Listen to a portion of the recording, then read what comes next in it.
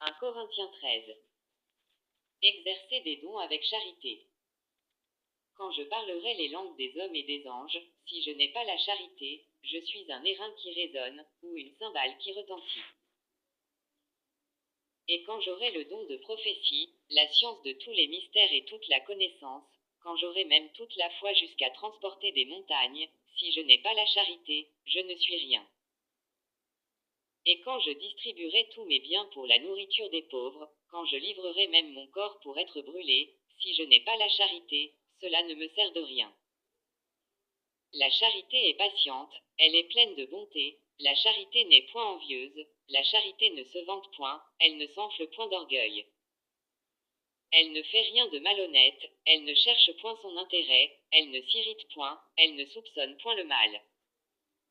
Elle ne se réjouit point de l'injustice, mais elle se réjouit de la vérité. Elle excuse tout, elle croit tout, elle espère tout, elle supporte tout.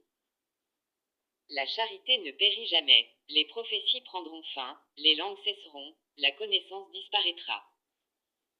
Car nous connaissons en partie, et nous prophétisons en partie. Mais quand ce qui est parfait sera venu, ce qui est partiel disparaîtra. Lorsque j'étais enfant, je parlais comme un enfant, je pensais comme un enfant, je raisonnais comme un enfant, lorsque je suis devenu homme, j'ai fait disparaître ce qui était de l'enfant.